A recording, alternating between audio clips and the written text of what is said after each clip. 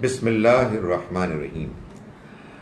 اگرچہ کہ یہ آیت نمبر 18 سورہ ابراہیم کی سورہ نمبر 14 آیت نمبر 18 ہم پچھلی مرتبہ کے سبق کے آخر میں پڑھ چکے ہیں، لیکن میں اس کو دوبارہ پڑھ رہا ہوں اور اس آیت میں بعض مضامین کی اہمیت کے پیش نظر۔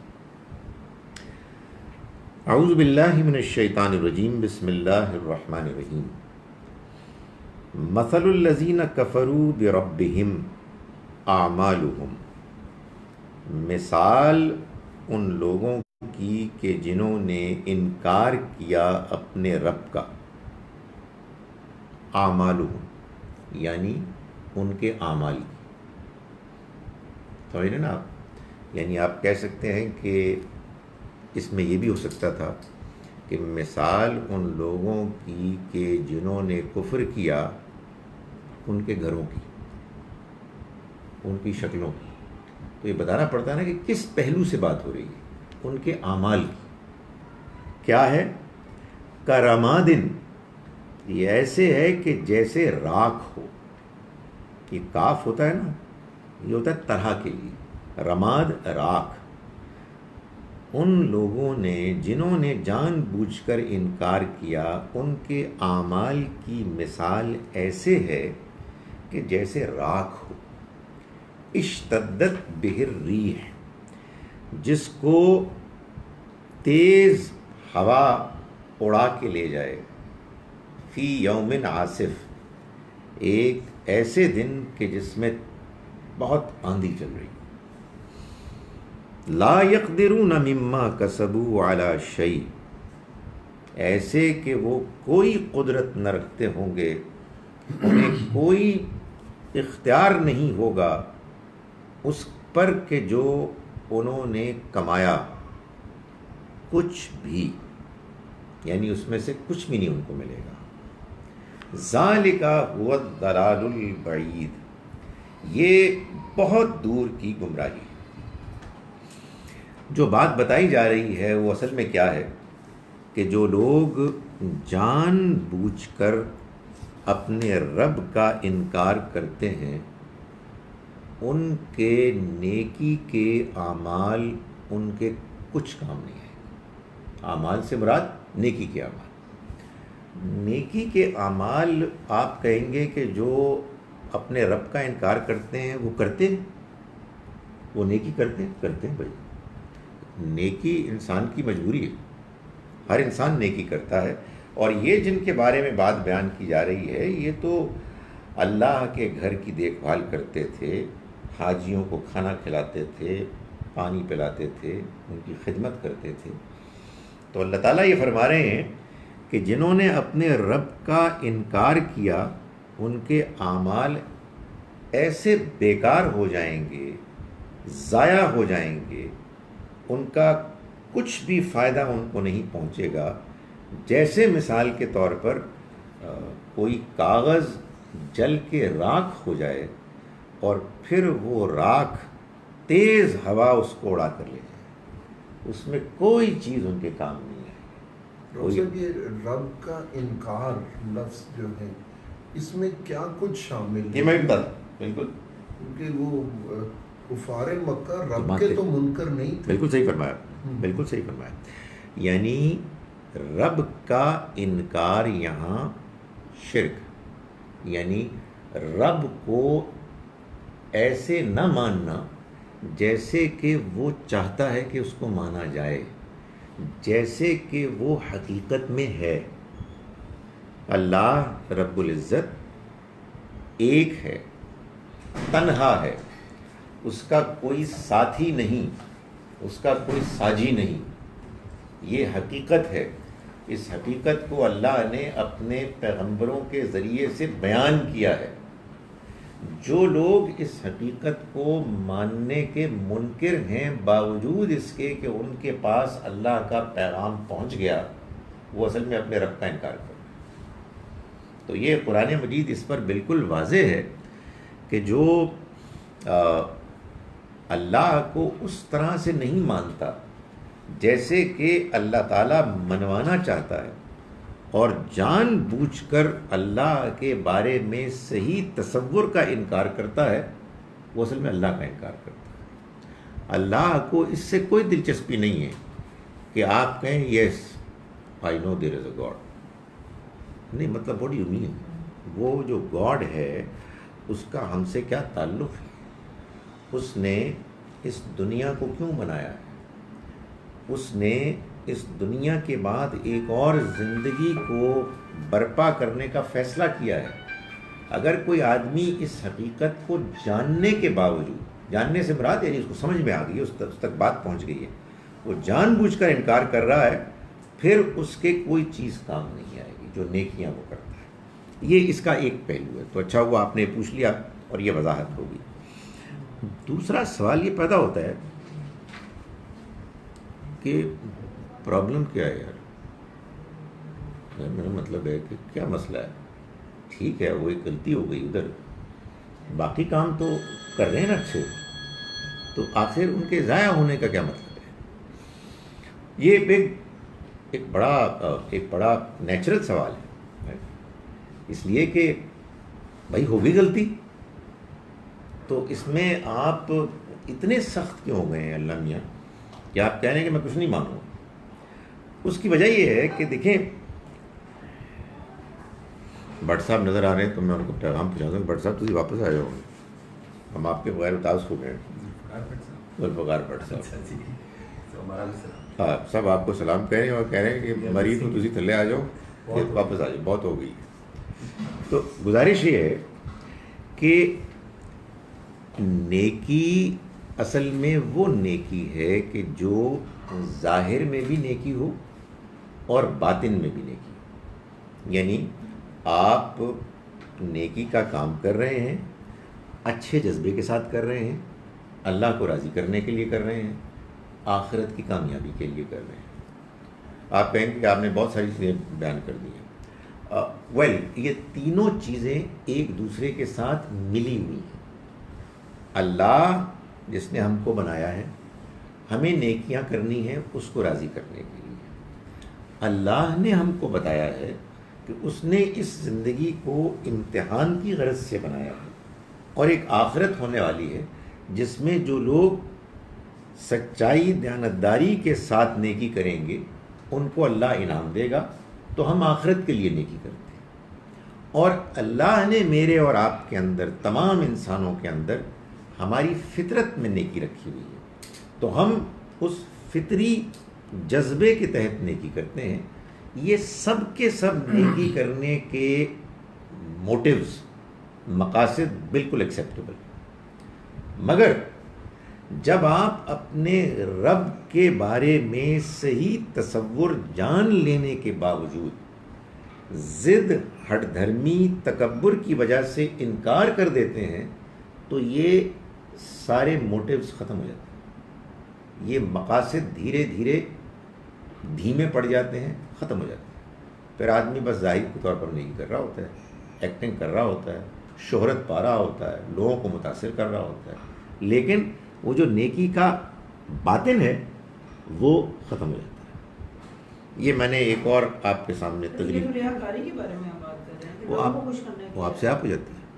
اس لیے کہ دیکھیں، یا آپ نیکی کریں گے چھپا کے، کوئی بندہ پاگل ہے نیکی کرے گا چھپا کے، پھر نیکی کرے گا چھپا کے، سوائے اس کے کہ وہ اللہ کو راضی کرنا چاہتا ہے، سوائے اس کے وہ کہتا ہے کہ آخرت میں نے نیکی کر اس کو کمانا ہے، یا یار یہ کہ میں آئی فیل گڈ اباؤٹ اٹ، بس یہ میرے لیے کافی ہے. لیکن جس کے ہاں یہ تینوں چیزیں نہیں ہیں وہ لازماً ایکٹنگ کرے گا، لازماً ریاکاری کرے گا، تو یہ اللہ تعالیٰ کو ایکسیپٹیبل نہیں. لیکن سر سم ٹائمز کوئی موٹیو تھا اللہ کو خوش کرنا اور اس طرح سے. نہیں بیٹی، وہ اصل میں ریفلیکس ایکشن آپ اس کو نام دے رہی ہیں. انسان کے اندر نیکی کرنے کا وہ فطری جذبہ اتنا نیچرل بن جاتا ہے. گر رہا ہے تو آپ نے اس کو مدد، اور یہ میرا مطلب ہے کہ آپ جو اسپونٹینیسلی جب گر رہا ہے تو اس کو ایک موقع مار کے اور کیوں نہیں گرا دیتے؟ اس لیے کہ آپ کے اندر یہ نیچرل چیز پیدا ہو گئی ہے کہ خدا کا شکر کرنا چاہیے کہ آپ دیکھیں نا، اچھے جو معاشرے ہوتے ہیں مہذب، اس میں بعض نیکی کے کام اسپونٹینیسلی ہوتے ہیں. یہ میں دروازہ کھولتی آپ چلیں، مطلب اس کے بغیر کچھ ہوئی چاہ ہی نہیں ہے، ان کی عادت ہے تو اب یہ اچھی بات ہے، یعنی یہ کوئی برائی نہیں ہے، یعنی یہ ایسا نہیں ہے کہ ان کا یہ عمل نیکی کا کرنا ان کے کام نہیں آئے گا، نہیں، انہوں نے اپنی ایسی ٹریننگ کر دی، تو یہ ان کا اچھی ٹریننگ میں اچھے طرح سے لوگوں کو پیش آنا یہ انشاءاللہ قابل قبول ہوگا۔ جو میں نے اس آیت کو پڑھا ہے اس کی تیسری وجہ اگلی تقریر ہے، اور وہ یہ ہے کہ یہ آپ یوں نہ سمجھیں کہ یہ کسی ایسے جرم کے لیے ہے جس کا نام ہے کفر، کہ جس نے کفر کیا اس کی کوئی نیکی کام نہیں آئے گی۔ تو چنانچہ ہم مسلمانوں نے کہا کہ غیر مسلم کفر کرتے ہیں اور ان کو کوئی نیکی کام نہیں آئے گی، اور الحمدللہ ہم کفر نہیں کرتے، ہماری ساری نیکیاں کام آئیں گی۔ یہ بھی ایک بڑا مشہور ہمارے یہاں ہے کہ یہ جو مغرب وغیرہ میں ترقی ہے یہ اصل میں اس لیے ہے کہ ان کو اللہ نے ادھر ہی سارا کچھ دے دیا، اور ہمیں جو پٹائی ہو رہی ہے وہ اس لیے کہ ہماری آزمائش ہو رہی ہے، ہمیں جنت ملے گی، یہ بھی مسئلہ ہے۔ اس کے بعد ہم بڑے خوش ہوتے ہیں۔ نہیں، اس میں بھی آپ اچھی طرح سے جان لیں کہ اللہ کا قانون سب کے بارے میں ایک یکساں کنسسٹنٹ ہے، اور وہ کیا ہے دیکھیں، اس کو اللہ نے یوں بیان کیا ہے سورہ بقرہ کی آیت نمبر 82 میں اور 83، جس میں آپ دیکھیں یہی بات بیان کی گئی ہے لیکن ایک اور انداز میں۔ وہاں مسلمانوں کو جواب دیا جا رہا ہے، میں یہ لفظ جان بوجھ کر بول رہا ہوں، حالانکہ جب میں اس کی تفصیل کروں گا تو آپ اختلاف کریں گے کہ آپ یہ کیا بات کر رہے ہیں۔ مسلمانوں کو اللہ تعالیٰ یہ بتا رہے ہیں، مسلمان یعنی یہودی، اس زمانے میں یہودی ہی مسلمان تھے جو اللہ کو، پیغمبروں کو، آخرت کو ماننے والے تھے۔ تو وہ کیا کہتے تھے؟ ہمیں آگ نہیں چھوئے گی مگر چند دنوں کے لیے، یہ وہ کہتے تھے۔ ہم کلمہ گو ہیں، پیغمبروں کے ماننے والے ہیں، تو ہمیں سوائے چند دنوں کے، کوئی بیچارہ بہت ہی زیادہ کوئی ذلیل آدمی ہوا تھوڑی دیر کے لیے جائے گا اور باہر آ جائے گا، اس لیے کہ الحمدللہ ہے تو یہودی۔ تو اللہ تعالیٰ نے فرمایا کہ کیا تم نے اللہ سے کوئی معاہدہ کیا ہے کہ اللہ تعالیٰ اس کی خلاف ورزی نہیں کرے گا، یا تم ایسی گپیں مار رہے ہو، جھوٹ بول رہے ہو، وہ بات کہہ رہے ہو جو تم جانتے ہی نہیں ہو۔ اس کے بعد اگلی آیت میں اللہ نے واضح کیا کہ اصل بات پتہ کیا ہے؟ جس نے کوئی برائی کی اور اس کی برائی نے اس کو گھیر لیا، وہ آگ میں جائے گا اور اس میں ہمیشہ رہے گا۔ یہ اصل میں یہی بات ہے جو یہاں ہو رہی ہے۔ انکار یہ ایک جرم ہے، ضد، ہٹ دھرمی، تکبر، کوئی اور برائی، رشوت لیے جا رہا ہے، کوئی افسوس نہیں ہے، جھوٹ بولے جا رہا ہے، تو یہ بھی اس طرح کی چیز ہے۔ اللہ تعالیٰ نے فرمایا کہ جب ایک بندہ اپنے باطن کو اتنا زیادہ زنگ آلود کر دیتا ہے کہ اس کے بعد اس کے اندر اصلاح کا کوئی امکان نہیں ہوتا، تو پھر اصل میں نہ وہ اللہ کو مانتا ہے نہ آخرت کو مانتا ہے۔ بھائی اللہ کو ماننے کا یہ مطلب تو نہیں ہے نا خالد ظہیر بلیف گاڈ، ریلیجن اسلام، یہ کوئی بات ہے؟ یہ تو ظاہر ہے کہ آپ کا جو بلیف ہے وہ آپ کے اندر ہوتا ہے، آپ کو موٹیویٹ کرتا ہے، آپ کے اعمال، آپ کے طور طریقوں میں وہ نظر آتا ہے۔ تو یہاں جو بات بیان کی گئی ہے اصل میں قرآن کے اسی اصول کے مطابق کی گئی ہے۔ یہ میں نے اتنا ٹائم اس میں اس لیے لیا کہ اصل میں انفارچونیٹلی کیا ہوتا ہے کہ ہمارے ہاں ایک بات آپ پڑھتے ہیں اور اس کا نتیجہ یہ نکلتا ہے کہ اللہ تعالیٰ نے فرمایا کہ جنہوں نے اللہ کا انکار کیا اس کے ساتھ ان کے سارے اعمال ضائع ہو جائیں گے، اور الحمدللہ ہم اس کے ماننے والے ہیں، ہمارے اعمال ان کو قبولیت حاصل ہوگی۔ فرمایا الم تری ان اللہ خلق السماوات والارض بالحق، کیا تم نے نہیں دیکھا، الم تری ان اللہ خلق السماوات والارض، کہ اللہ نے پیدا کیا آسمانوں کو اور زمین کو بالحق، حق کے ساتھ، یعنی ایک مقصد کے لیے۔ حق کے ساتھ کا مطلب کہ اس کے پیچھے ایک مقصد ہے۔ حق کا مطلب ہے اس نے یہ الل ٹپ، بیکار، بے مقصد، فضول نہیں بنایا، بلکہ اس کے پیچھے اس کی ایک پوری پلاننگ ہے، اس کے پیچھے اس کی پوری ایک اسکیم۔ ظاہر ہے کہ اگر دنیا کی زندگی جتنی ہم دیکھتے ہیں اتنی ہی ہے، اس کے بعد کچھ نہیں ہونے والا، تو یہ پھر بے مقصد ہے، کوئی مقصد ہی نہیں ہے۔ تسی بھی بیانی صاحب جانا ہے، پھر مینو بھی جانا ہے، سائیں بھی جانا ہے، مک گئی ساری گل، تو فائدہ کیا ہوا؟ ایک بندہ موجیں کر رہا ہے، فضول کام کر رہا ہے، وہی مر گیا، ایک آدمی نیک ہے وہی مر گیا، تو فائدہ کیا ہوا؟ تو اللہ تعالیٰ نے اس دنیا کو، اس زندگی کو بنایا ہے بالحق، ایک مقصد کے لیے۔ کیا تم نے نہیں دیکھا؟ یعنی تب تم غور نہیں کرتے؟ مطلب یہ ہے کہ یہ کیسے ہو سکتا ہے یار کہ جس نے آپ کو بنایا، جس نے مجھ کو بنایا، اس دنیا کو بنایا، اس کا نظام بنایا، اس نے یہ سب کچھ ایسے بنایا؟ فضول سی بات ہے یار، کوئی مقصد ہی نہیں ہے۔ تو اللہ تعالیٰ فرماتے ہیں غور کرو۔ اس لیے یہ جان لو کہ یہ جو لوگ کر رہے ہیں دنیا میں، یہ اصل میں اس امتحان میں اس نے لوگوں کو مہلکان ہوگا نا۔ اگر امتحان میں میں اور آپ سب پابند ہیں، زبردستی نیکی کر رہے ہیں، تو فائدہ کیا ہوگا؟ تو اللہ نے انسانوں کو آزادی دی اور یہ طے کیا کہ اس آزادی میں وہ لوگوں کو ان کے غلط اعمال کے باوجود روکے گا نہیں۔ اسی کو کہتے ہیں ڈھیل، اسی کو کہتے ہیں مہلت۔ تو اللہ نے اس دنیا کو بنایا برحق، اور یہ جو تم غلط کام کر رہے ہو، کفر کر رہے ہو، شرک کر رہے ہو، اس نے اس کو برداشت کیا۔ یہ سوال پیدا ہوتا ہے نا کہ یار آپ کہہ رہے ہیں کہ یہ غلط ہے، پر ہے ادھر جگہ غلط ہے، تو پھر یہ کیسے کر رہے ہیں لوگ؟ Why are they being tolerated?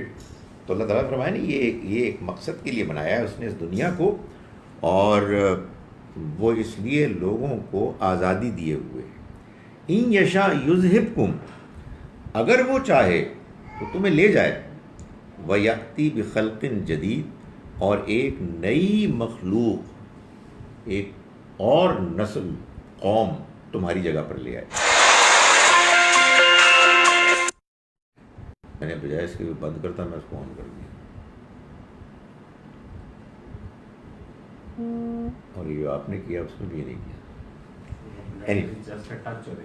G one touch ہوئے، اب اس بجائے اس نے کیا، اس کے میں نے پیسے بھی ضائع کیے۔ وما ذالک علی اللہ بعزیز، اور یہ چیز اللہ کے لیے کوئی مشکل نہیں ہے۔ کیا؟ کہ تمہیں ختم کرے، کسی اور قوم کو لے آئے۔ تو یہ جو تمہیں مہلت ملی ہوئی ہے، جس مہلت کا غلط استعمال کرتے ہوئے تم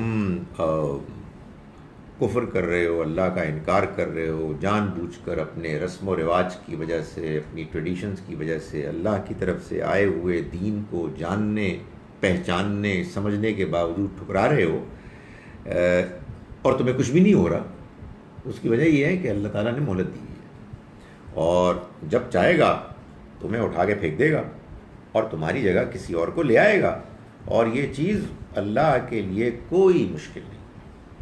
وَبَرَزُوا لِلَّهِ جَمِيعًا، ظاہر ہے کہ یہ جو مہلت ملی ہے کسی دن تو ختم ہونی، کوئی تو دن آئے گا کہ جب یہ سب ختم ہو جائے گا۔ تو فرمایا کہ وَبَرَزُوا لِلَّهِ جَمِيعًا، اور یہ سب اللہ کے سامنے نکلے ہوئے ہوں گے، کھڑے ہوں گے، سارے کے سارے۔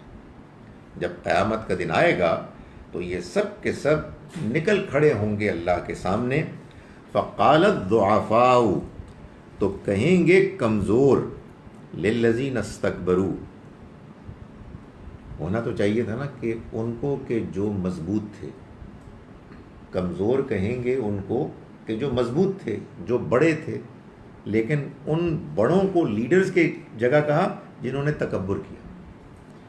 سو جو کمزور تھے وہ اپنے لیڈرز کو، جن کے پیچھے وہ چلتے تھے اور وہ تکبر کرنے والے لوگ تھے، ان سے کہیں گے انا کننا لکم تبعا، ہم تمہارے پیچھے چلتے تھے، ہم تمہاری پیروی کرتے تھے، فَهَلْ أَنْتُمْ مُغْنُونَ عَنَّا، تو کیا تم اب ہم کو بچاؤ گے، من عذاب اللہ من شیء، اللہ کے عذاب سے کچھ تھوڑا سا؟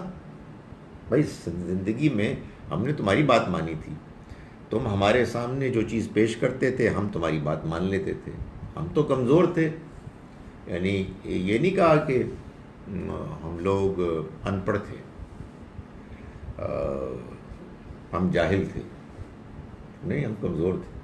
تو معلوم یہ ہوا کہ اصل میں دنیا میں لوگ دوسرے لوگوں کی بات مانتے ہیں، بہت سے ایسے معاشرے ہیں، اور ماننے کی وجہ یہ ہوتی ہے کہ وہ کمزور ہوتے ہیں، اور وہ کہتے ہیں یہ بڑے لوگ جو کہہ رہے ہیں۔ تو قیامت کے روز جب دونوں گروہ اپنے سامنے اپنا انجام دیکھ لیں گے، تو جو کمزور ہیں وہ اپنے بڑوں کو، لیڈرز کو جنہوں نے تکبر کیا، کہیں گے کہ بھائی کیا آپ ہم کو عذاب سے کچھ بچا سکتے ہیں؟ قالو، وہ جواب دیں گے، لو ہدان اللہ، اگر اللہ نے ہم کو ہدایت دی ہوتی، لہدیناکم، تو ہم تم کو ہدایت دیتے۔ یعنی مطلب یہ ہے کہ اللہ نے ہم کو ہدایت سے محروم رکھا، تو جو ہمارے پاس تھا وہی ہم نے تم کو دیا، تو اب کیا ہو سکتا ہے؟ یعنی مطلب یہ ہے کہ اب ہم جو کچھ کر کے آئے ہیں اس کو ہم بھگت رہے ہیں، تم بھی بھگتو۔ تکبر ہے کیا؟ تکبر اپنے آپ کو دوسروں سے بڑا سمجھنا، دوسروں کو اپنے سے کمتر سمجھنا، اور سچائی کا انکار کرنا۔ سچائی کا انکار جب آدمی کرتا ہے تو وہ اس لیے کرتا ہے کہ جو سچائی پیش کر رہا ہے اس کو آدمی اپنے سے کمتر سمجھتا ہے، یا آدمی اس خاندان، اس قوم کو اپنے خاندان اور اپنی قوم سے کمتر سمجھتا ہے۔ ایک تکبر ہوتا ہے انفرادی، اور ایک تکبر ہوتا ہے اجتماعی۔ یہ اجتماعی تکبر جو ہے بہت خطرناک ہوتا ہے، کہ ہم سب مل کر ایک گروہ بن گئے ہیں، اور اب ہم سب طے کر رہے ہیں کہ ایسی کی تیسی اپنی بات کے علاوہ کسی دوسرے کی بات نہیں سننی۔ تو اس میں مذہبی لوگ بھی شامل ہو جاتے ہیں۔ تو یہ ایک بڑی خوفناک چیز ہے کہ آپ حق کے آگے اکڑ جائیں۔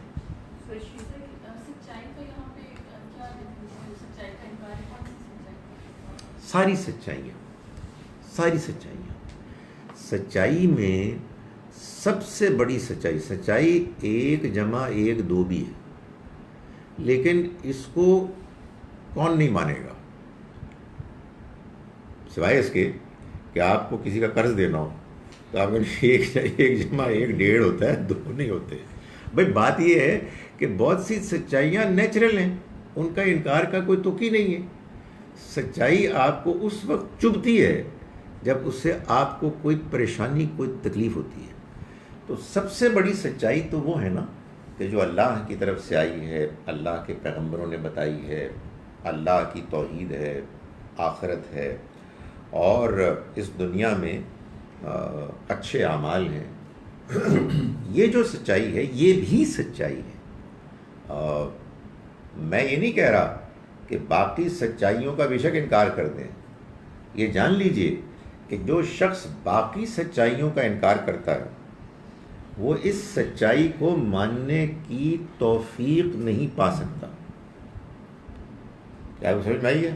آپ کہیں گے عجیب بات کر رہے ہیں یار، ہم سارے الحمدللہ مسلمان ہیں، اللہ کے دین کی سچائی کو مانتے ہیں اور دنیا کی بہت سی سچائیوں کا انکار کرتے ہیں۔ نہیں، ہمارا اگر بہت سی سچائیوں کا انکار کر رہے ہیں آپ، تو اللہ کو دین کا ماننا ایک کھوکھلا ماننا ہے، اس میں کوئی جان ہی نہیں ہے، تبھی آپ پٹ رہے ہیں، تبھی آپ ذلیل ہو رہے ہیں۔ بھائی یہ کیسے ہو سکتا ہے یار، ایک بندہ خدا کے دین کی سچائی کو مان رہا ہے اور کہہ رہا ہے کہ نہیں میں نہیں یہ مانتا، جو یہ جو بات کر رہے ہیں کوئی اور سائنس میں کہ یہ بھی سچائی ہے، میں نہیں مانتا۔ کیسے ہو سکتا ہے بھائی؟ آپ اللہ کے دین کو کیوں مان رہے ہیں؟ اس لیے کہ سچائی ہے۔ تو یہ کیسے ہو سکتا ہے کہ اس سچائی کو آپ مان رہے ہیں اور باقی آپ جھوٹ بول رہے ہیں، باقی لوگوں کو آپ دغا دے رہے ہیں، مذہب کے نام پر آپ لوگوں کفر کے ساتھ فراڈ کر رہے ہیں, اپنی بات منوا رہے ہیں, دوسروں کی بات سننے سے روک رہے ہیں. How is it possible? یہ تو اصل میں ہمارے یہاں کی غلط فہمی ہے. میں ابھی کل بیچارہ ایک بچہ آیا ہوا تھا میرے پاس, کوئی باہر جا رہا تھا. آج ہر سال کے مختلف دنوں کے سیزن ہوتے ہیں. بقرعید کا سیزن آنے والا ہے, رمضان کا سیزن جا چکا ہے. تو رمضان اور بقرعید کے سیزن کے درمیان ایک اور سیزن ہے جب کہ ہمارے بچے باہر جاتے ہیں پڑھنے. تو کہیں بیچارہ بچہ آیا ہوا تھا, اس کو کہیں باہر جانا تھا, تو اس کے اتنے بیچارے کے معصومانہ سوالات تھے. مجھے خوشی بھی ہو رہی تھی اور پریشانی بھی ہو رہی تھی, بیکاز اب اس کو یہ فیس کرنا تھا کہ یار وہ مسلمان ہوتے ہوئے وہاں جائے گا تو اس میں کیا اس کو کس طرح سے بیہیو کرنا ہے. تو اس کو یہی تھا جی کہ ہم صحیح ہیں, وہ غلط ہیں, فلاں فلاں. سو یہ مشکل ہے. سچائی, سب سچائیاں خدا کی طرف سے. کسی نے بڑا صحیح کہا کہ اس دنیا میں اللہ تعالیٰ خود سے اپنی ذات کے ساتھ نہیں آتا آپ کے سامنے. آپ دنیا میں اللہ کو نہیں دیکھ سکتے, اللہ آپ کے سامنے نہیں آئے گا. اللہ آپ کے سامنے آتا ہے سچائی کے روپ میں. آپ نے سچائی کو ٹھکرا دیا, آپ نے خدا کو ٹھکرا دیا. ایک عورت بیچاری بیوہ آ کے کہتی ہے بوڑھی کہ دیکھیں آپ کے سامنے ہی تو میں نے ان کو پیسے دیے تھے, آپ گواہ تھے, تو اب آپ اپنی گواہی پیش کریں. آپ کہتے ہیں میں نہیں کرتا. تو آپ نے سچائی کو ٹھکرا دیا. اب آپ کے اندر کوئی جان ہی نہیں ہے. آپ خدا کو نہیں مانتے ہیں, آپ آخرت کو نہیں مانتے ہیں, آپ ایک ڈرامہ کر رہے ہیں, آپ ایک ڈھکوسلا کر رہے ہیں. اس لیے کہ یہ کیسے ہو سکتا ہے کہ آپ سچائی, سب سے بڑی سچائی کو مان رہے ہیں, بھائی چھوٹی موٹی سچائی کہتے ہیں ایسی کوئی لوگ نہیں. سو سچائی ساری ہی ہے. لیکن جب آپ قرآن میں گفتگو کر رہے ہوتے نا عام طور پر قرآن کے ٹیکسٹ میں, تو اس میں اللہ تعالیٰ اس سچائی کی بات کر رہا ہوتا ہے کہ جو اللہ نے اپنے پیغمبروں کے ذریعے سے انسانوں تک پہنچائی اور انسانوں میں سے بعض نے اس کا انکار کر دیا, اور اس کو سمجھ کر آپ پھر اس کو جب آپ ایکسٹراپولیٹ کرتے ہیں, اس کو پھیلاتے ہیں, تو باقی سچائیاں آپ سے آپ اسی کے ذیل میں آ جاتی ہیں. اس میں سب سے بنیادی ایک نقطہ جو ہے نا, جو اس کو آپ کہہ رہے ہیں کہ شرط اول جو ہے پری کنڈیشن. پری کنڈیشن ہے جانتے بوجھتے. میننگ کے بارے سے وہ والا معاذیرہ والا جو سورۃ قیامہ میں جس کا ذکر ہے. ہاں ہاں, بل الانسان علی نفسہ بصیرہ. انسان اپنے اندر سے جانتا ہے کہ سچائی کیا ہے, لیکن اس کو ٹالتا ہے. ولو القیٰ معاذیرہ, معذرتیں پیش کرتا ہے, چاہے وہ کتنی ہی معذرتیں کیوں نہ پیش کریں. بالکل صحیح. تو یہ یعنی یہ ایسے نہیں ہے کہ یہ کچھ دو الگ الگ دنیایں ہیں. ایک دنیاوی سچائی, ایک سائنسی سچائی, اور ایک مذہبی سچائی. سائنسی سچائی کو ماننے کی کوئی ضرورت نہیں, بلکہ نہیں مانو تو بہتر ہے. یہ اصل میں ان کمینوں کی ہے جو ہمارے دین کو نہیں مانتے. ہماری والی سچائی کو مانو, سوال ہی پیدا نہیں ہوتا. خدا تعالیٰ کیا ہے, اس میں کوئی فرق تفریق نہیں. تو آپ جب اللہ کے دین کو اختیار کریں گے تو آپ سچے انسان ہوں گے. فرمایا سواء علینا اجزعنا ام صبرنا.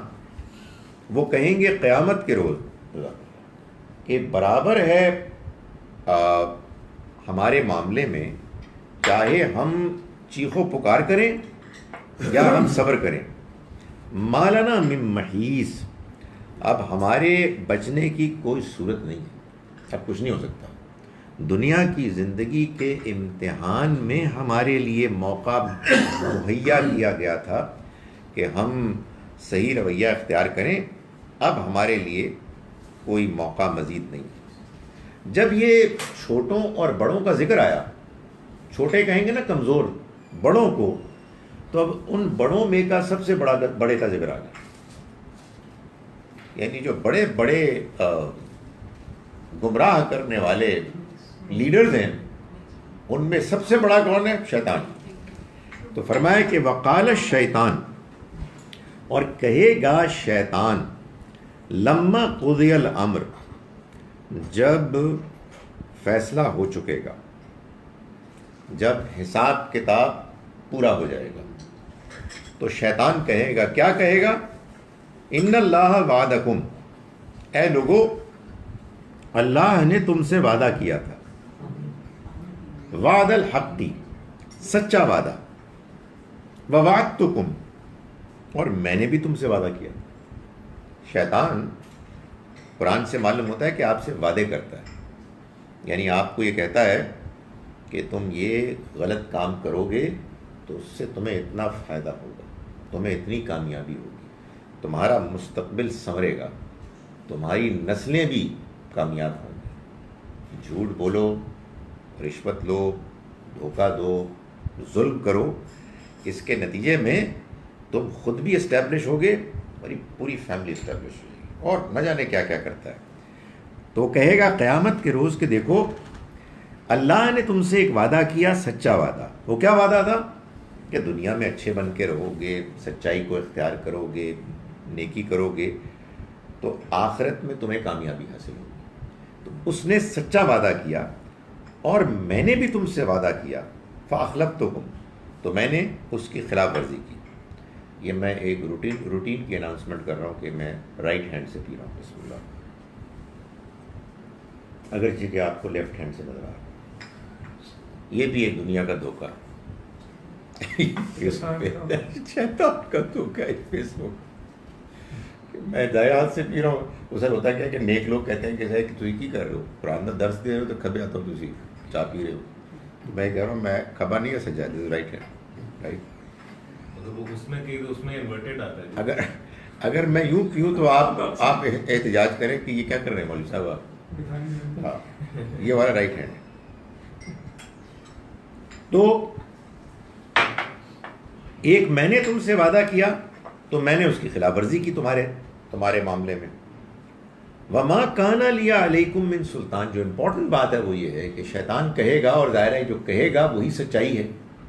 قیامت کے روز وہ کہے گا کہ دیکھو ما کان لی علیکم من سلطان، میرے پاس تم پر کوئی اختیار نہیں تھا، میں تمہیں غلط کام کرنے پر مجبور نہیں کر سکتا تھا، میرا تم پر کوئی زور نہیں تھا.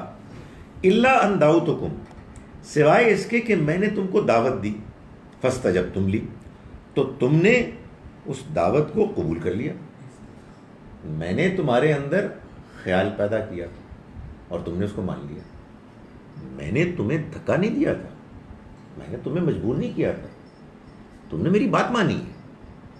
تو مجھے جتنا موقع تھا بس وہ اتنا ہی تھا کہ میں تمہارے دل میں خیال پیدا کرتا یا میں خارج میں تمہیں مشورہ دیتا. یہ میں اس لیے کہہ رہا ہوں کہ شیطان کو قرآن نے بیان کیا ہے، دو اس کے کیٹیگریز ہیں، اس کی دو شکلیں، ایک جن اور ایک انسان. قرآن کی آخری آیت میں اللہ تعالیٰ نے فرمایا من الجنۃ والناس. جن ادھر آتا ہے، انسان سامنے ہوتا ہے. سو دونوں کو بالعموم کوئی اختیار نہیں ہوتا سوائے اس کے کہ وہ بس آپ کو دعوت دیتے ہیں. آپ میں نہیں، انسان تو زبردستی بھی برائی کراتے ہیں. کہیں گے نا آپ نہیں وہ برائی ہوتی نہیں. جو برائی آپ سے زبردستی کرائی گئی ہے وہ اس نے کرائی ہے، اس کے لیے برائی ہے، آپ کی مجبوری ہے، اللہ انشاءاللہ آپ کو نہیں پڑے گا. جو برائی ہے وہ تو اختیار سے آدمی کرتا ہے، تو وہ داخل میں بھی ہیں تو وہ خارج میں بھی ہیں. تو وہ اس دن کہے گا کہ میں نے تو تم کو صرف دعوت دی تھی، کوئی زبردستی تو نہیں کیا تھا، تو تم نے اس دعوت کو قبول کر لیا. فلا تلومونی ولوموا انفسکم. تو دیکھو اب مجھے ملامت مت کرو، اپنے آپ کو ملامت، مجھے برا بھلا مت کہو. میں نے تو تم کو صرف انوائٹ کیا تھا، انویٹیشن قبول تم نے خود کیا تھا. ما انا بمصرخکم وما انتم بمصرخیہ. اور میں اب تمہاری بات پر تمہاری مدد نہیں کر سکتا، اور نہ ہی تم میری فریاد پر میری فریاد رسی کر سکتے ہو، میرے لیے میرے کام آ سکتے ہو. انی کفرت بما اشرکتمون. میں انکار کر چکا اس کا کہ جو تم نے مجھے شریک ٹھہرایا اللہ کے ساتھ من قبل، اس سے پہلے. یعنی یہ اب تم جو کہہ رہے ہو کہ تم نے میری عبادت کی، مجھے اللہ کے مد مقابل کیا، کیونکہ شیطان کا سب سے بڑا وار تو انسان کی توحید کے عقیدے، نظریے اور رویے پر ہوتا ہے کہ انسان غیر اللہ کے چکر میں آ جائے۔ یہ جو ہم حج میں جاتے ہیں اور وہاں جمرات کی رمی کرتے ہیں، اور 3 الگ الگ سائزز کے جمرات ہیں، وہ بھی اصل میں علامتی طور پر اسی بات کا اظہار ہے کہ شیطان انسان کو ورغلاتا ہے، کبھی ایک بہت بڑی برائی کی طرف لے جاتا ہے، کبھی اس سے کم تر، کبھی اس سے کم تر، ہر ایک کو فائٹ کرنا ہے۔ اور اس میں جو یہ پہلو ہے کہ آپ 10 ذوالحج کو بھی کرتے ہیں، 11 کو بھی کرتے ہیں، 12 کو بھی کرتے ہیں، توفیق ملے تو 13 ذوالحج کو بھی کرتے ہیں، یہ اصل میں اس بات کا علامتی اظہار بیان ہے کہ شیطان کے ساتھ ایک مرتبہ لڑائی، ایک مرتبہ اس کو دھتکارنا یہ کافی نہیں ہے، یہ ایک مستقل جنگ ہے۔ تو وہ یہی کرتا ہے کہ وہ آپ کو برائی کی طرف لے جاتا ہے اور شرک کرواتا ہے۔ تو اس نے کہا کہ وہ کہے گا وہاں کہ میں انکار کرتا ہوں اس شرک کا کہ جو تم نے کیا اور مجھے اللہ کا شریک ٹھہرایا۔ ان الظالمین لہم عذاب علیم، آخر میں اللہ تعالیٰ فرمائے کہ یہ ظالم، ان کے لیے ایک دردناک عذاب ہے، یہ سارے کے سارے ظالم ہیں اور ایک دردناک عذاب میں یہ پکڑے جائیں گے۔ وَأُدْخِلَ الَّذِينَ آمَنُوا وَعَمِلُوا الصَّالِحَاتِ، اور داخل کیے جائیں گے وہ کہ جو ایمان لائے اور جنہوں نے نیک اعمال کیے۔ یعنی یہ تو بیان ہے ان کا کہ جنہوں نے اپنے آپ کو اپنے غلط رویے سے جہنم کا مستحق ٹھہرایا، اور وہ اب وہاں کسی قسم کے کنسیشن اور آسانی کے مستحق نہیں ٹھہریں گے۔ اس کے بالکل برعکس وہ لوگ کہ جو ایمان لائے اور جنہوں نے نیک اعمال کیے۔ یہ قرآن اختصار کے ساتھ بیان کرتا ہے ان کا رویہ۔ اس کی تفصیل جاننی ہو تو آپ قرآن کے دوسرے مقامات پر بھی دیکھ سکتے ہیں، اور اس کا جو بالکل الٹ بیان ہے اس سے پہلے یعنی کافروں کا، آپ اس کی بالکل جو اس سے اپوزٹ جو رویہ ہے اس کو امیجن کر لیں۔ یعنی ایمان لانے والے اور نیک اعمال کرنے والے لوگ وہ ہیں کہ جو شیطان کے چکر میں نہیں آتے، وہ شیطان کو فائٹ دیتے ہیں، اس کی باتوں کو ماننے سے انکار کرتے ہیں۔ جب کبھی کہیں وقتی طور پر وہ اس کی وسوسہ اندازی سے متاثر ہو جاتے ہیں تو فوراً باہر نکلنے کی کوشش کرتے ہیں۔ یہ ہیں وہ لوگ کہ جو ایمان لائے اور جنہوں نے نیک اعمال کیے۔ داخل کیے جائیں گے وہ جنات تجری من تحتها الانہار، ایسے باغات میں کہ بہتی ہوں گی جن کے نیچے نہریں، خالدین فیہا، وہ رہیں گے اس میں ہمیشہ، باذن ربہم، اپنے رب کے اذن سے، اپنے رب کی اجازت سے، فیصلے سے۔ تحیتہم فیہا سلام، ان کے لیے ملاقات کے موقع پر ایک دوسرے کی دعائیہ کلمات ہوں گے، سلام کے، سلامتی کے، ایک دوسرے کو کہیں گے تم پر سلامتی ہو۔ یعنی اب تم اس جگہ آ گئے ہو جس جگہ اب تمہیں کوئی نقصان نہیں پہنچ سکتی۔ جو قرآن نے کہا نا کہ نہ تمہیں کوئی مستقبل کا کوئی خوف ہوگا، کوئی پریشانی ہوگی، نہ ماضی کا کوئی غم پچھتاوا ہوگا، سلامتی ہی سلامتی ہے، آسانیاں ہی آسانیاں ہیں۔ یہ ہے وہ جگہ کہ جس کی دعوت اللہ تعالیٰ دیتے ہیں۔ فرمایا کہ الم تری کیف ضرب اللہ مثلا کلمۃ طیبۃ، کیا تم نے نہیں دیکھا کہ کیسے بیان کرتا ہے اللہ مثلا کلمۃ، مثال کلمۃ طیبۃ، کلمہ طیبہ کی۔ کیا مثال ہے وہ؟ کشجرۃ طیبۃ، یہ ایسے ہے جیسے کہ ایک پاکیزہ درخت ہو، اصلھا ثابت، اس کی اصل مضبوط ہو، اس کی بنیاد مضبوط ہو، زمین کے اندر گہری، وفرعھا فی السماء، اور اس کی شاخیں پھیلی ہوئی ہوں آسمان میں۔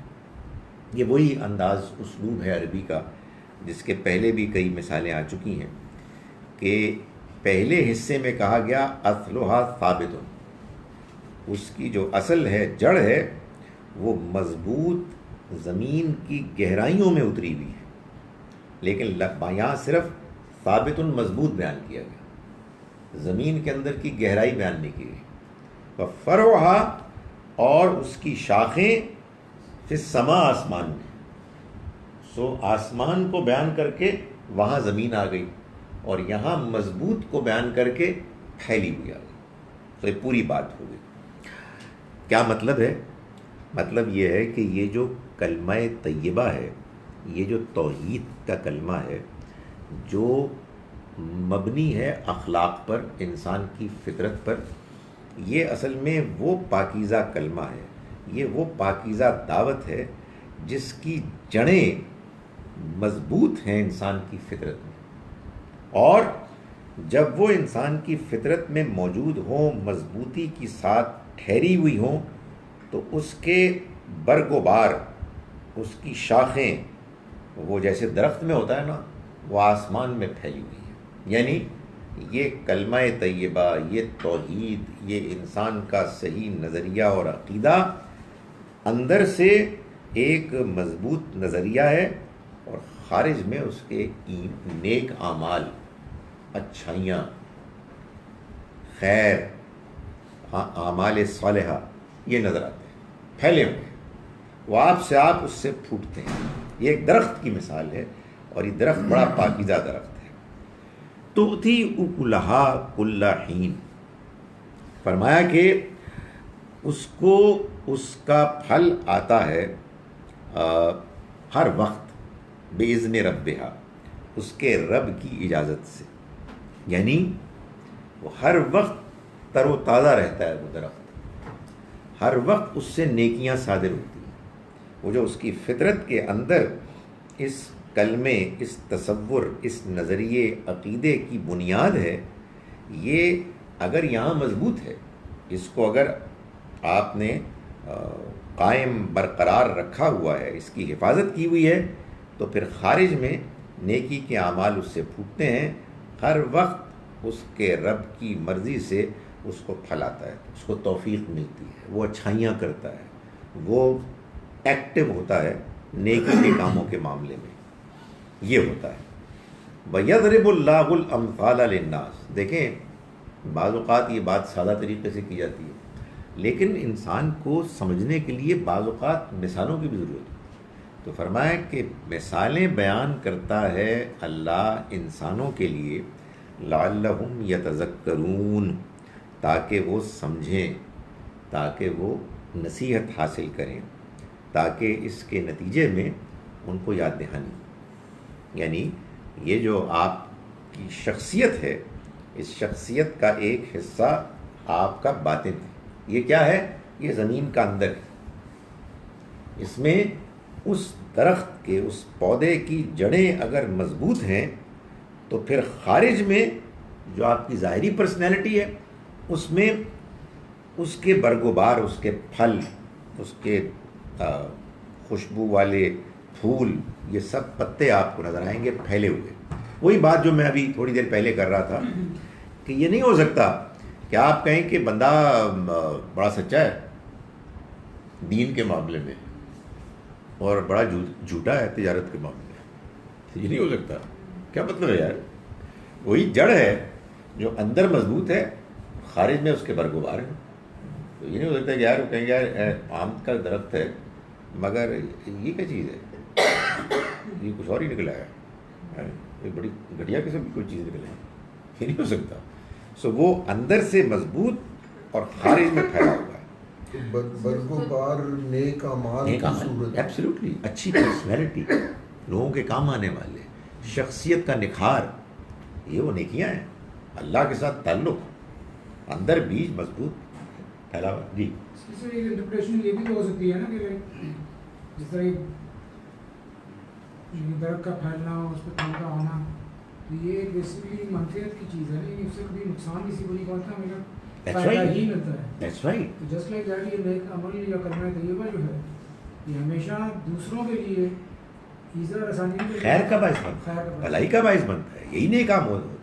یہ کیسے ہو سکتا ہے کہ بندہ اندر سے اس کو اتنا زبردست مضبوط بیج ہو اور باہر جا کے پتہ لگے کہ کانٹے اس کو لوگوں کو تنگ کر رہا ہے. ایسے تو ہوتا ہے لیکن یہ آپ مطلب وہ ہم تو نہیں ڈٹرمن کر سکتے کہ وہ اب یہ جو کہ ہدایت کی بات ہے کہ بظاہر تو دے آر ویری ریلیجیس اور دوسرے معاملات میں اس طرح سے ہیں. یعنی ہمیں کرنے کی ضرورت بھی نہیں, ہمیں تو اپنے آپ کو دیکھنا چاہیے. ہم اگر کریں گے اپنی کیسے مطلب کریں گے if I am on the right path or not, یہ کیسے پتہ چلے گا؟ آپ یہ دیکھیں گے کہ کیا آپ نے جو آپ کو اپنی فطرت میں, آپ کو اپنے دین سے جو رہنمائی ملی ہے, کیا زندگی اس کے مطابق گزر رہی ہے؟ کہیں غلطیاں تو نہیں ہو رہی؟ اس کی آدمی اصلاح کرتا ہے. اور اس کے لیے اللہ نے, ابھی جو ہم نے ایک آیت کا حوالہ دیا, اللہ نے انسان کی فطرت میں اس بات کو جاننے کا پورا اہتمام کیا ہوا ہے. آدمی جب جھوٹ بولتا ہے تو ایسا نہیں ہوتا کہ اندر بہت مطمئن اور خوش ہوتا ہے, اور سچ بولتا ہے تو ایسا نہیں ہوتا کہ بہت پریشان ہوتا ہے, بے چین ہوتا ہے, یار میں آج کیا گڑبڑ کی, یار میں سچ بول لی. نہیں, سچائی سے انسان کو اطمینان ہوتا ہے اور جھوٹ سے آدمی کو پریشانی ہوتی ہے. لیکن اگر انٹروسپیکٹ کریں ٹھیک ہے, بعد میں ضمیری چیز ہے نا. جی ضمیری, بالکل ضمیری. تو پھر وہ بھی تو چیز ہو جاتی ہے کہ آپ اپنے آپ میں زیادہ ہی مطلب کہ میں تو بالکل ہی ٹھیک جا رہا ہوں. اور نہیں, بعض اوقات بعض لوگ اپنے آپ کو دھوکہ دیتے ہیں, لیکن وہ بھی میں آپ کو یہ بتاؤں کہ دھوکہ دینے والا اپنے آپ کو دھوکہ دیتے ہوئے یہ جان رہا ہوتا ہے کہ وہ بات بنا رہا ہے. یہ جو کفر ہے, دیکھیں یہ بڑی, اس پہ جس کو اللہ تعالیٰ کنڈیم کرتے ہیں, اس کفر کے انتہائی کنڈیمنیبل ہونے کی وجہ یہ ہے کہ انسان سچائی کو غلط قرار دے رہا ہوتا ہے اور جھوٹ کو سچ قرار دے رہا ہوتا ہے اور اپنے آپ کو دھوکہ دے رہا ہوتا ہے. اگر انسان کے اندر مثال کے طور پر, جیسا کہ آپ فرما رہی ہیں کہ ایک ٹسل پیدا ہو گئی ہے کہ وہ کہہ رہا ہے کہ نہیں میں ٹھیک ہوں, تو اگر وہ ایک اچھا سچا انسان ہے تو وہ ہمبل ہوگا, وہ سیلف کرٹیکل ہوگا, وہ یہ اپنے آپ سے کہے گا کہ یار میرا خیال ہے کہ مجھے اپنے بارے میں خوش فہمی نہیں ہونی چاہیے, مجھے سمجھنا چاہیے کہ کہیں مجھ سے غلطی تو نہیں ہو رہی. سو یہ ظاہر ہے کہ پرسنالٹیز ہوتی ہیں, بعض اوقات بعض لوگ اپنے آپ کو جسٹیفائی کرنے کی کوشش کرتے ہیں. اللہ تعالیٰ کا ارشاد یہ ہے, اللہ تعالیٰ کا ہم سے تقاضا یہ ہے کہ ہم اپنی اصلاح کی کوشش میں دیانتدار ہوں, عاجز ہوں, نہ کہ متکبر ہوں اور بددیانت ہوں. اس کو بس اگلی آیت کو اس کے ساتھ جوڑ دیں, اس لیے کہ یہ اس سے متعلق ہے. قرآن ہمیشہ دونوں باتیں کرتا ہے. وَمَثَلُ كَلِمَةٍ خَبِيثَةٍ, اور مثال خبیث کلمے کی.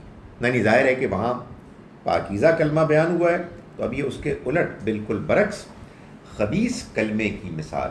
خبیث کلمہ یعنی کلمہ شرک, جھوٹ, دھوکہ, فریب, یہ جو چیزیں ہیں اس کی مثال ایسے ہے کہ کشجرۃ خبیثۃ, جیسے کہ ایک خبیث کوئی درخت ہو, اجتثت من فوقہا, جو زمین کے اوپر ہی سے اٹھا لیا گیا, اکھاڑ لیا گیا, ما لہا من قرار, اس کو کوئی مضبوطی حاصل نہیں, اس کو کوئی ثبات حاصل نہیں. بتانے کا مقصد یہ ہے کہ جو غلط بات ہوتی ہے, جو گمراہی ہوتی ہے, جو اللہ کی فطرت کے خلاف نظریہ ہوتا ہے, وہ بے اصل ہوتا ہے, وہ مضبوط نہیں ہوتا, وہ انسان کو کنونس نہیں کر سکتا. وہ اوپر ہی اوپر ظاہری طور پر ایک فضول قسم کی بات ہوتی ہے. زیادہ سے زیادہ آپ یہ کہہ سکتے ہیں کہ اس میں پھر بڑی ضرورت پیش آتی ہے پروپیگنڈے کی, ڈرامے کی. سچائی تو سادہ طریقے سے بیان کر دی جاتی ہے.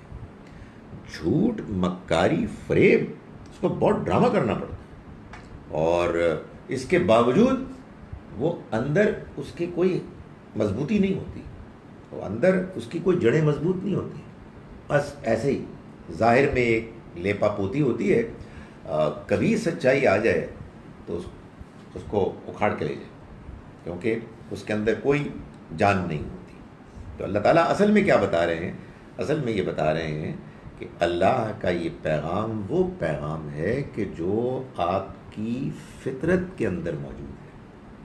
آپ نے اگر اس کو سمجھ لیا تو اس کے سچے ہونے کا سب سے بڑا ثبوت یہ ہے کہ وہ آپ کی فطرت میں ایسے گہرائی کے ساتھ اندر جائے گا کہ آپ کا اطمینان ہوگا، وہ مضبوطی پائے گا، اور پھر اس میں ترقی ملے گی۔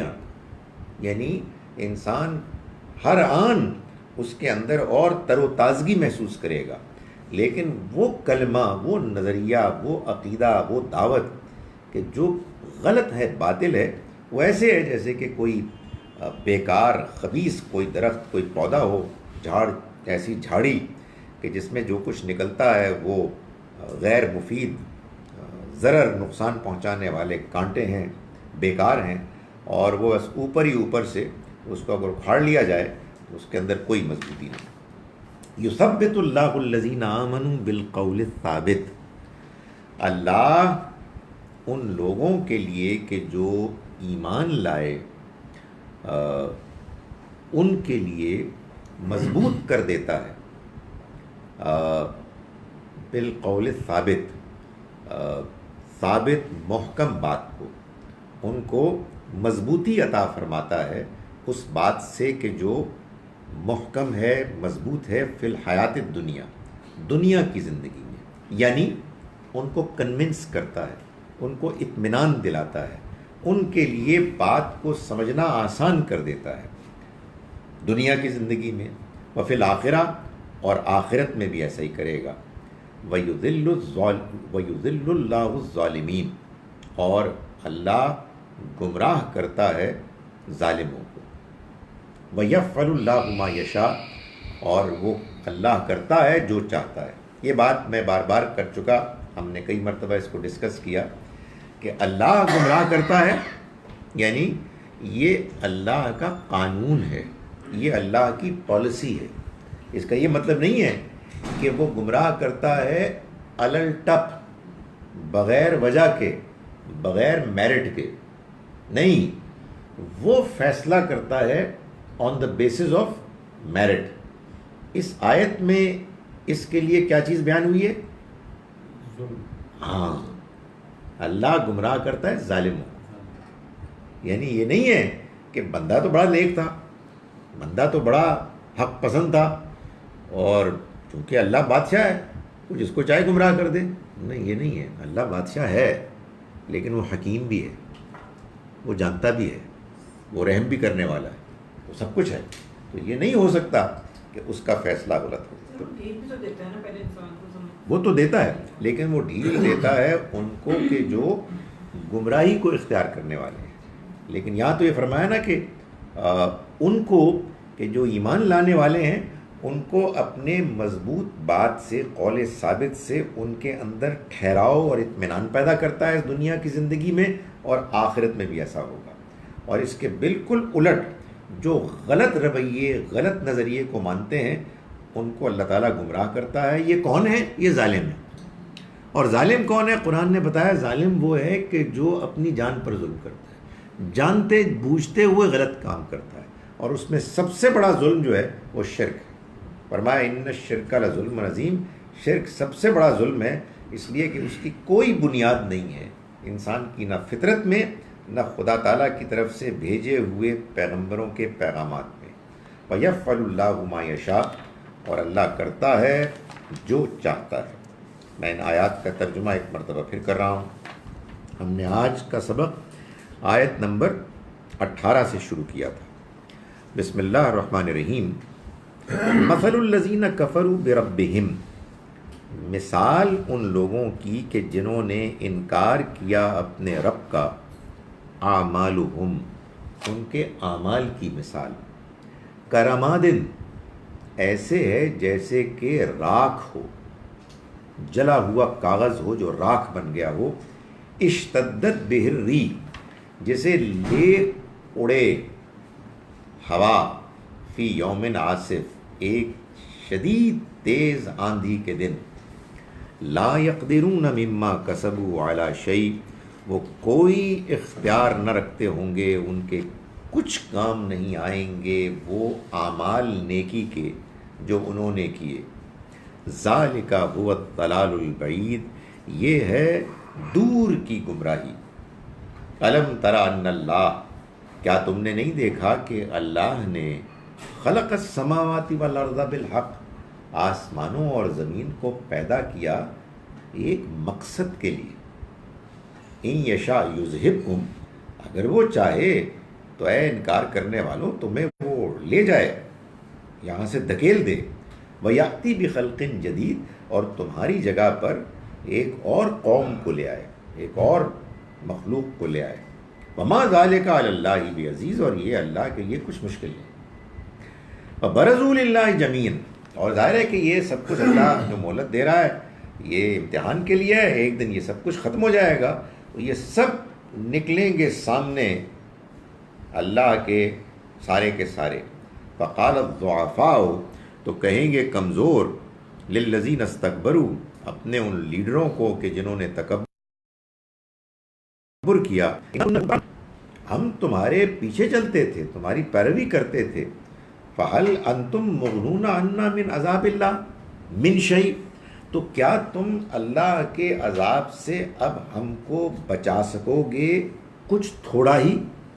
قالوا، وہ جواب میں کہیں گے، لو ہدان اللہ لہدیناکم، اگر اللہ نے ہم کو ہدایت دی ہوتی تو ہم تم کو ہدایت دے دیتے. سواء علینا، برابر ہے ہمارے معاملے میں، اجزینا، چاہے ہم چیخ پکار کریں، ہم صبرنا یا صبر کریں، ما لنا من محیص، اب ہمارے لیے کوئی بچنے کا امکان نہیں ہے، ہمارے لیے کوئی صورت نہیں ہے. وقال الشیطان لما قضی الامر، اور کہے گا شیطان اس موقع پر کہ جب فیصلہ ہو چکے گا، یعنی قیامت کے دن، کیا کہے گا؟ ان اللہ وعدکم وعد الحق، اللہ نے اے لوگو تم سے وعدہ کیا تھا سچا. فوعدتکم، اور میں نے بھی تم سے وعدہ کیا. فاخلفتکم، تو میں نے اپنے وعدے کی خلاف ورزی کی. فلا تلومونی، وما کان لی علیکم من سلطان، اور میرے پاس تمہارے اوپر کوئی اختیار، کوئی زور نہیں تھا. الا ان دعوتکم، سوائے اس کے کہ میں نے تم کو دعوت دی. فاستجبتم لی، تو تم نے میری دعوت کو قبول کر لیا. فلا تلومونی، تو دیکھو مجھ کو ملامت نہ کرو. ولوموا انفسکم، بلکہ اپنے آپ کو ملامت کرو. ما انا بمصرخکم، نہ میں تمہاری مدد کو آ سکتا ہوں اب. وما انتم بمصرخیہ، اور نہ ہی تم میری فریاد کو پہنچ سکتے ہو. انی کفرت بما اشرکتمون، میں انکار کر چکا اس کا کہ جو تم نے مجھے شریک ٹھہرایا، من قبل، اس سے پہلے. ان الظالمین لہم عذاب علیم، یقیناً یہ ظالم ان کے لیے ایک دردناک عذاب ہوگا.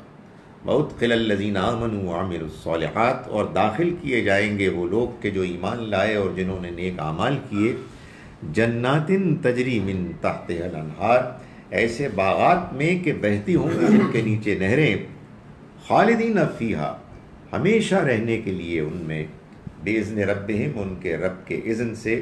تحیتہم فیہا السلام، وہ ایک دوسرے کو گریٹ کریں گے اس دعائیہ کلمے کے ساتھ کہ جو سلامتی پر مبنی ہوگا، تم پر سلام ہو. الم ترى کیف ضرب اللہ مثلا کلمۃ طیبۃ، کیا تم نے نہیں دیکھا کہ اللہ کیسی مثال بیان کرتا ہے پاکیزہ کلمے کی. کشجرۃ طیبہ، ایسے کہ جیسے کہ وہ ایک پاکیزہ درخت ہو، پودا ہو. اصلھا ثابت، اس کی جڑیں زمین کے اندر مضبوط ہوں.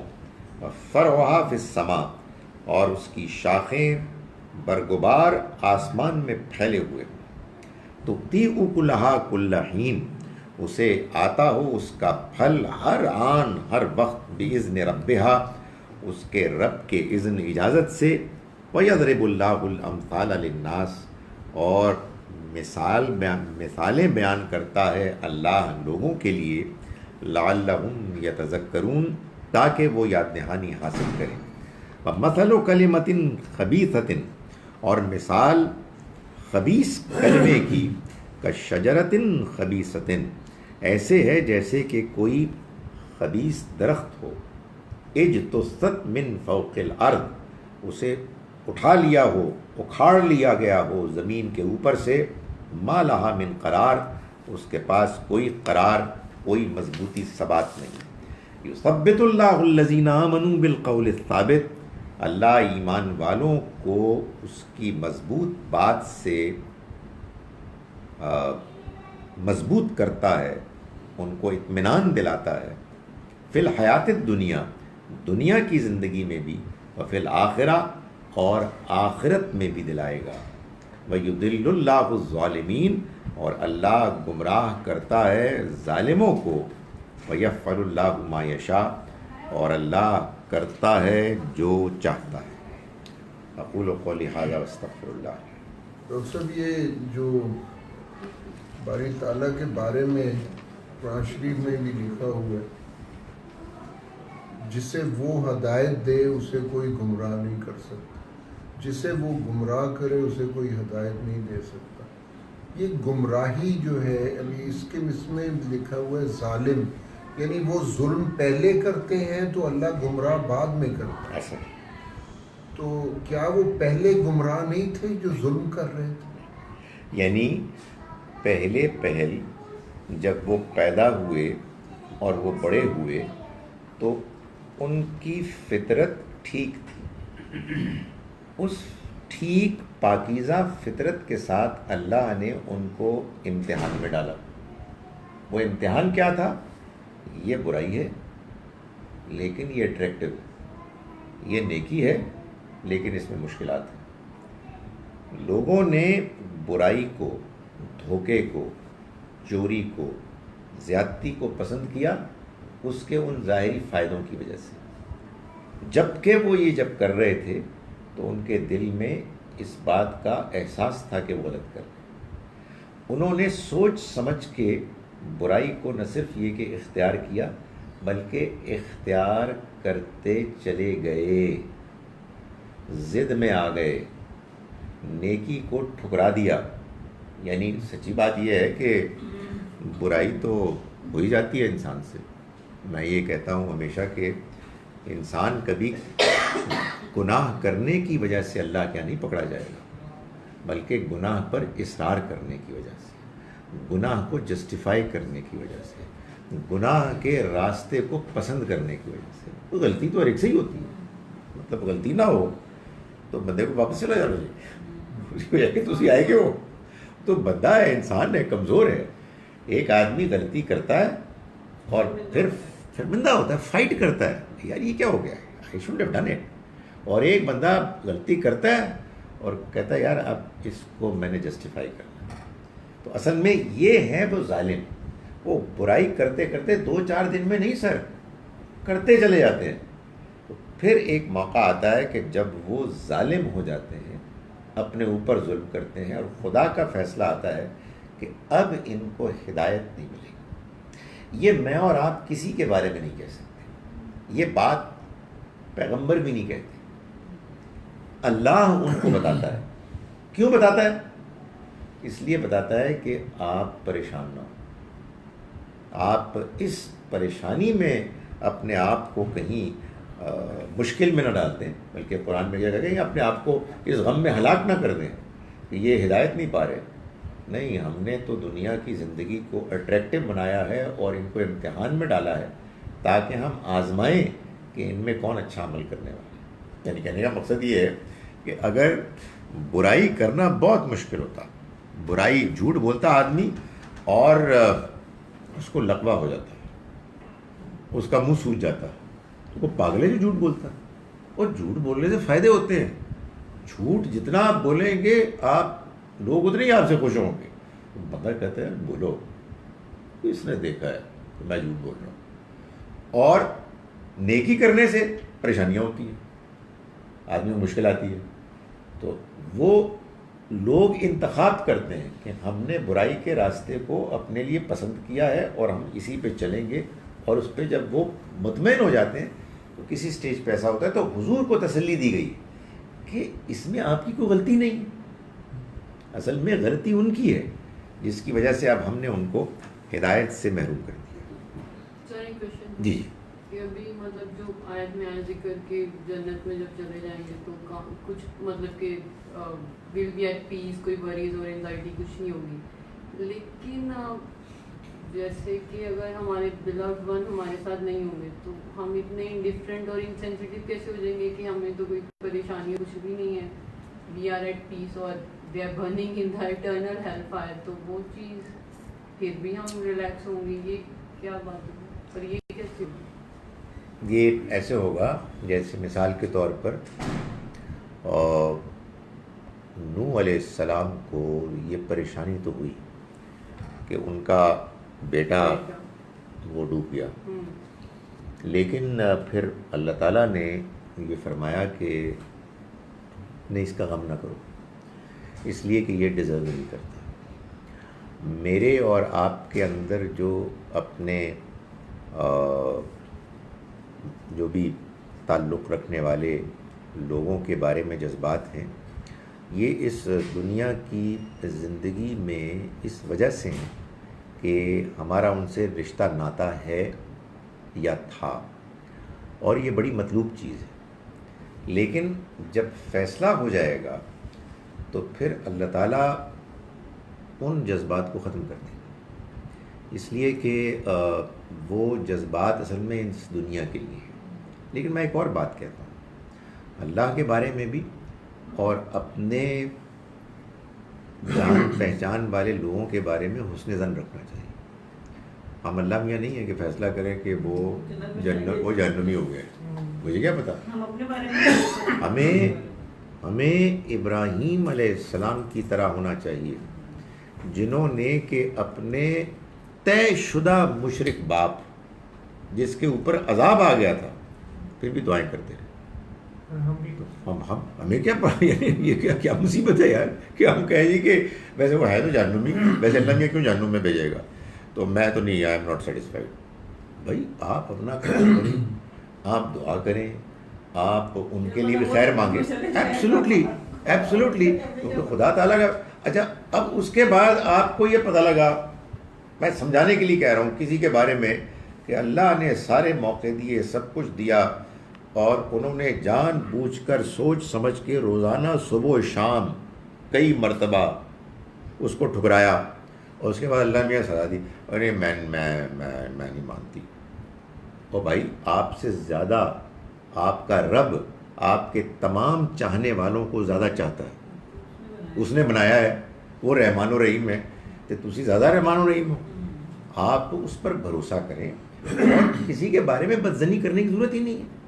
سب سے زیادہ حسن ظن آپ اللہ میاں کے ساتھ کریں، اور اپنے پیاروں کے ساتھ کریں۔ بھائی کتنے امکانات ہیں، ان کو بات سمجھ میں نہیں آئی، ان کا ماحول برا تھا، انہوں نے جو کچھ کیا انہوں نے اس کو سچ سمجھ کے کیا، وہ مجبور ہو گئے تھے، سو آن اینڈ سو فورتھ۔ کوئی وجہ ہی نہیں ہے کہ آدمی اس طرح کے اپنے بارے میں زیادہ خوش نہیں۔ یار ہم بڑے صحیح جا رہے ہیں کہ میں جنت چلا جاؤں گے، میں ادھر بغیر نہیں جاؤں گا۔ جی کچھ زیادہ خوش فہمی بھی کچھ ہوتی ہے، جو کئی دفعہ تو نہیں، بہت کم ایسا دیکھا کہ کسی نے یہ کہا ہو کہ میں بہت شور ہوں کہ اللہ تو مجھے جنت میں لے جائے گا، لیکن کبھی ایسا جب کوئی کہتا ہے تو اس کے اوپر اس اطمینان اور سکون کے اوپر رشک بھی آتا ہے کہ بھئی جو ایک اضطراب کی اس کیفیت یا اس لیول سے وہ ابو ہو گئے، ایسی پرسنالٹیز ہو گئی، اور ہم تو یقیناً جنت میں جائیں گے، کیونکہ شاید میری وہ پرسنالٹی نہیں، تو مجھے ایسا رشک بھی ہوتا ہے اور کچھ تھوڑا سا اس چیز کے اوپر حیرت بھی ہوتی ہے کہ اتنی زیادہ سرٹنٹی سے لوگ کیسے کنوکشن سے یہ فیلنگ ڈیولپ کر لیتے ہیں۔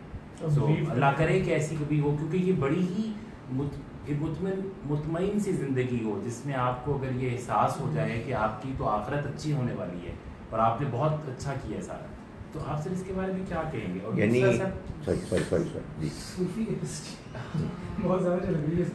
دوسرا کیا ہے، وہ میں اس کے بعد پوچھ لیتا ہوں۔ دیکھیں گزارش یہ ہے کہ کبھی کبھار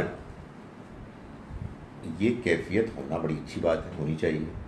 اب سارا وقت ہی بندہ ڈرتا رہے تو بندہ بالکل سڑ کے ہی فوت ہو جائے. لیکن سارا وقت وہ کہ میں جنت میں جاؤں گا، یہ کچھ پرابلم ہے. بات یہ ہے کہ آدمی کو خوف ہونا چاہیے، جہنم کا بھی امکان ہے، اور میرا رب مہربان ہے لیکن انصاف بھی کرنے والا ہے. کہیں ایسا نہ ہو کہ میں کسی غلطی پر بغیر اس کے کہ میں اس کو ٹھیک کر رہا ہوں، اصلاح کر رہا ہوں، مطمئن ہو گیا. تو آدمی کو اپنی سول سرچنگ اور کریٹیکل ایگزامینیشن کے پروسیس سے گزرتے رہنا چاہیے. اور آپ جان بوجھ کر کوئی غلطی نہ کریں، اور غلطی تو ہو جاتی ہے. مجھے ڈر لگتا ہے واقعی، یہ ڈر لگتا ہے کہ یہ کہیں تکبر تو نہیں. ہاں، اس لیے بس سمجھانا چاہیے. ہاں ڈاکٹر صاحب، ایک یہ جو ہم فیہا خالدون، یہ جہنم کے بارے میں بھی کہا گیا، لیکن جنہوں نے شرک کیا ان کے بارے میں to the best of my knowledge. لیکن باقی جنہوں نے غلطیاں کی ہیں، تھوڑی کی ہیں، زیادہ کی ہیں، وہ تو خالدون میں تو نہیں آتے نا. وہ تھوڑا سا اپرنٹلی ایز آئی فیل کہ تھوڑا سا وقت جہنم میں گزار کے ایونچولی دے ول لینڈ اپ ان جنہ. لیکن یہاں سے آپ کی آج بات سے یہی لگا کہ ایک بار ہی جہنم چ گئے بس سڑ گئے پھر ہوتے. دیکھیں، گزارش یہ ہے کہ میں تو وہی بیان کرنے کی کوشش کرتا ہوں جو تھوڑا بہت مجھے قرآن سے سمجھ میں آیا ہے. 3 طرح کے لوگ ہوں گے. ایک وہ کہ جو جنتی ہوں گے، اور اللہ تعالیٰ ان کو ان کے ایمان اور نیک اعمال کے نتیجے میں ان کو قیامت کے روز، بلکہ بعض لوگوں کے بارے میں تو یہ معلوم ہوتا ہے کہ موت کے فوراً بعد ہی جنتی قرار دے دیں گے، تو وہ تو جنت میں جائیں گے. اور ایک قسم وہ ہے کہ جو جہنم میں جائے گی، جنہوں نے جو رویہ اختیار کیا وہ اتنا برا تھا کہ ان کے لیے اب کوئی امکان نہیں ہے. دیکھیں، اگر کسی نے کوئی خیر کیا نا، یہ بھی اصل میں وہ جو ایک پہلی آیت میں جو ایک جو میری تقریر کا رٹا تھا وہ میں بھول گیا، وہ آپ کے سوال سے معلوم ہو گیا. کوئی بندہ خیر کر رہا ہے جینوئن، وہ ضائع نہیں ہوگی، بلکہ اللہ تعالیٰ اس کی قدر کرے گا. جب تک کہ آدمی برائی اور غلط نظریے پر اصرار کرتے کرتے اپنے خیر کو ضائع نہ کر دے. تو اس لیے یہ اس کو کہتے ہیں نا کہ اطمینان خاطر جمع رکھیں کہ کوئی بندہ ایسے ہی بغیر وجہ کے جہنم میں نہیں جائے گا. جنہوں نے جان بوجھ کر سچائی کا انکار کیا یا جان بوجھ کر کوئی برائی کی جس کو وہ جانتے تھے کہ برائی ہے اور کوئی پچھتاوا نہیں ہوا، اور وہ اسی کو کرتے کرتے اس دنیا سے رخصت ہو گئے. میں کسی کے بارے میں کوئی تبصرہ نہیں کر رہا، میں کسی کا نام بھی نہیں جانتا، لیکن مجھے ابھی پچھلے دنوں ایک موقع ملا ایک جگہ اس بات پر لیکچر دینے کا کہ ہمارے ہاں جو بیوروکریٹس ہوتے ہیں ان کو ایتھیکل پرنسپلز کو فالو کرنا چاہیے. تو وہ جو کچھ میں نے تیار کیا تھا میں نے پیش کر دیا، اور بالعموم لوگ بڑے متوجہ تھے. میں آنیسٹلی بڑا امپریسڈ ہوتا ہوں کہ وہ بڑی انٹرسٹ سے انہوں نے بات سنی اور بہت اچھے سوالات کیے، بہت اچھے سوالات. مگر میں کیا کروں یار،